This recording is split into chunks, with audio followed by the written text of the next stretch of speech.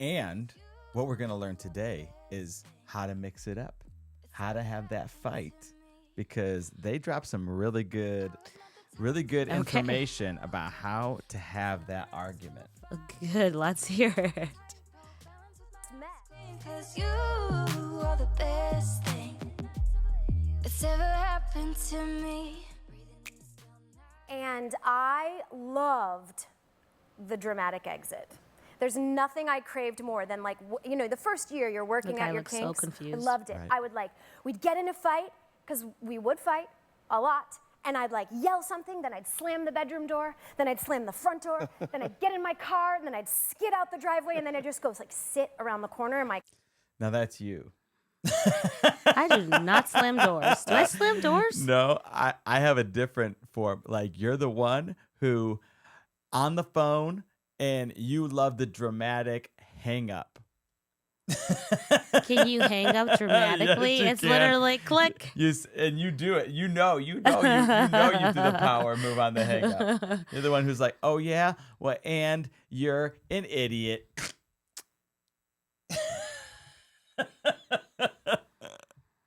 car. And it felt so good. And I realized how incredibly toxic it was only after he pointed it out. 3 months into our relationship, he was like, yeah, you can't leave anymore during fights. I'm not going to do that. And I was like, what? He was like, you can't do that. I'm not going to have a relationship. He has a very high standard. Wow, and that's a impressive. strong code of ethics. He's like, no, I have more respect for myself than to be I love you, but I'm not going to do that my whole life. And I was like, Was that attractive when he said that? Sure. Wow. Dang. so then he said, Listen up, but fellas. here's how evolved he is. He said, let's just help you. You're not a good fighter. And I always thought I was, because I won. Right. He's like, no, people can't do that. Our marriage won't survive. And everything he was saying was making so much sense. And I was like, damn, this guy. Well, he's an exception to the rule, it sounds like. Yeah, but I'm too stupid to have thought of No, any it of that. got a means little people secret can crush? get there. So he said, mean, how about the maybe. next time we fight, you're allowed to leave the room, but not the house. And I was like, okay, fine. The next fight, I left the room, I slammed the bedroom door, couldn't leave the front door, and I'm standing at the front door going like, I want to leave so bad, but I really love him, and he told me I couldn't, and he said it was a deal breaker for him, so I gotta stay in the house, I gotta compromise. Did he have the little white flags up like for the dog fence where you couldn't go past them? In my head, he did. Oh. In my head, he did. It was, and because I knew that he said to me, I have more respect for myself than to do this my whole life. So then the next time we fought, he was like, now that you've done that, he's like, now you can't leave the room. He's like, you can stop talking, but you can't leave the room. So then we'd have an argument, and I'd just sit there, and then I'd mean text him. Just because I didn't want to talk to him anymore, but I would text him. This is getting very personal, guys. That's right. No, this is fascinating. Because what I'm realizing is that it sounds you're supposed to be training him, and you kind of got Not the trained. You got case. trained a I little got bit. majorly trained. Gee whiz. You were loved. You were loved. It's really what happened. You saw a man who wanted the relationship. I trained you once. Say what? You will see I'm not as humble as Believe it or not, Kristen I is think being. I trained you once. 'Cause- Sure, let me hear. Yeah, I mean, do you I'd love to remember the hear. word you used to use all the time at the beginning of our relationship? Probably for the first 5 years. I tell you, grow up. No. You didn't like that. Well, yeah, but I You're did need to. I needed to hear that. Your I couldn't- child? No, Is it appropriate for the air? it's the D word. What? Divorce. Oh. I'm like, what did I You're hear? like, what D word? What D word did I say? Oh, I definitely felt like I wanted to divorce you All the many time. times in our first. And the first 5 years, it was kind of like the consistent, I'm just done. The divorce, I'm getting a lawyer. It was exhausting. Marriage is not for the faint of heart. It's not. It's not. But I remember there was a point where we had a similar moment where it was like, hey, we can't keep having this word be a thing that's even an option. I don't remember that conversation, but I must have blocked it out. Well, but I'm maybe glad you blocked it did. out, but no, you Oh. I mean, you're glad I did what? Wait, you said you trained me. So you said that to me? Yeah, I said that to you. Oh, And then okay. you committed to saying that's not going to be a thing anymore. Let me tell you, we were married young. 21 and 22, we were babies. Would you have done it different? We had this conversation, and for the longest time, I was like, yeah, I would have. Right. And then I got cancer. Right. That part's not funny. No. But the perspective of, I have been married to you for almost 18 years, and we have been together more of our life than apart. Yeah. Right? And We've realizing... been together 20 years, and we've been living 38 or 39 or 39. You're going to be 40 soon. Don't. You know what? I'm grateful. That was feeling hard for me until cancer tried to kill me, and now I'm just sad. No. I got another 6 beautiful months. She's gonna and turn happy. 40. Yeah.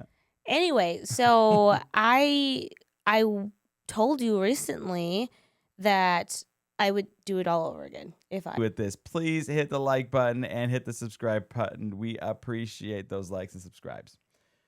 So, do you think that they argued well? I think Dax was ahead of the game. I mean, how many... I don't know how old they were. I think that matters. I do think that matters, because when you're 21 and 22, some people are like, we never use that word, and that's great.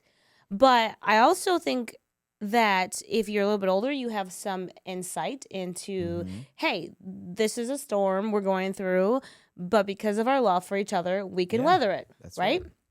And I think he's setting those perimeters of like, whatever in his past caused him to say, you can't walk out of the house. Yeah. That's a no-no. And you we're can't, in it. And we're in it. In this We're together. going to work through it. And I loved how he said that was a deal breaker. Right. For him. But I think it also is like, I'm in this too, and I'm not leaving. I'm not leaving you. I think that also communicates from his end. I'm committed to you, and I'm not leaving. Yes. As long as you are in it, we'll have this fight. It'll be over, and then we can keep on growing together in our marriage. But if you want the deal breaker, then keep opening and slamming the doors and driving away. That's right. And I think there's another aspect. I remember a friend saying this about her and her spouse, and it was like, we never fought.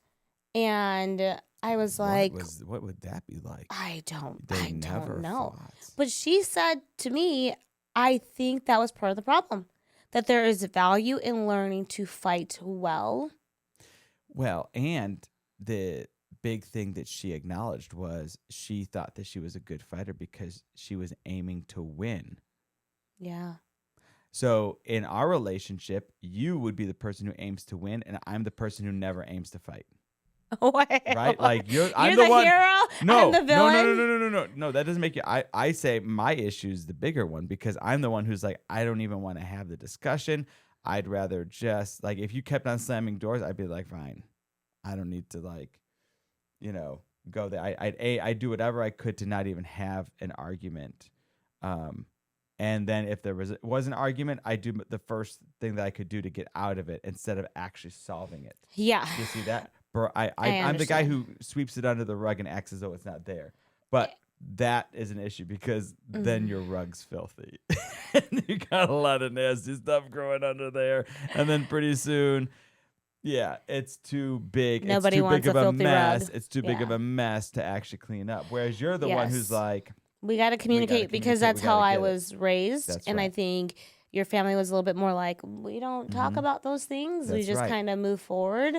But when we realize, like, it sounds like she did, like, the argument's not about one winner and one loser. It's about getting to the bottom of it, solving it, coming to a clear, like, this is how we move forward together. Yeah. And it has to be had. You can't run from it. You can't hide from it. And you're not trying to win as a solo person. You're trying to win as a couple.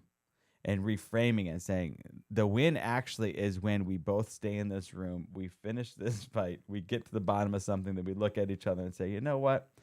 I love you. I gotta tell you guys, Eric and I have been fighting all day.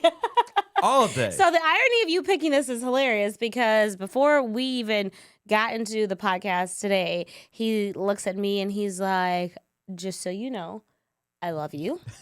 And this is why I believe we should do this. And I know he loves me. And I returned his I love you. But we've been at it. I mean, the man has been on me and saying some stuff that I have not entirely appreciated. That's right. Yeah. Or I have making some choices I have not agreed with. You've been making choices that you don't agree with. No, I've been making choices that you don't. You know what you have been making choices that I have not agreed with. Hear what you said. He's about to start another fight on camera. No, I'm not going there right now. But my point being, I think what's really important is we have learned to fight well. That now when we get into a fight, we know we're fighting for the same thing. That's right. Which is to communicate better with one another. Yep. Because we want this marriage. Yep. We want this relationship to work. Yep. And he's my best friend. I'm always going to want my best friend in my life at the end of the day.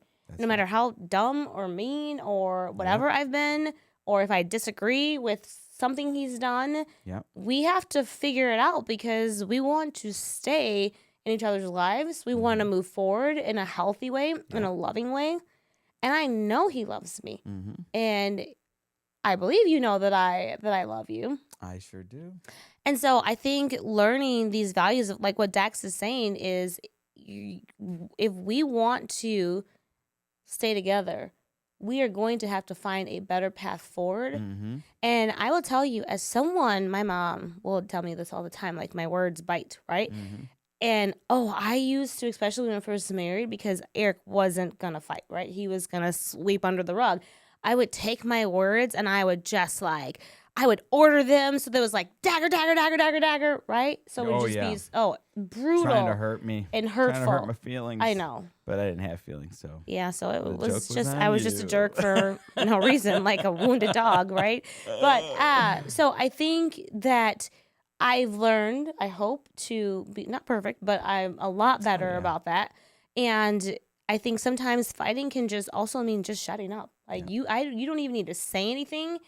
You can, like the other night, I just said to Eric, hey, that was hurtful, what you said to me, because you knew that was important to me, right? I didn't need to figure out this, grammatically correct and pick the best, strongest syntax. So, I didn't need to do that to hurt him back. I didn't need to do that. And so I think being very careful with words and also just understanding that sometimes silence is the best. Yep. And you love that person. Yep. And it's not even don't fight. It's fight well and fight in love. And I think be on the same terms as far as this is how we are going to fight. Stay the same 'cause you are the best thing that's ever happened to me. I was not the type to slow down my life for you. I was young and I was full of fire. Now I could walk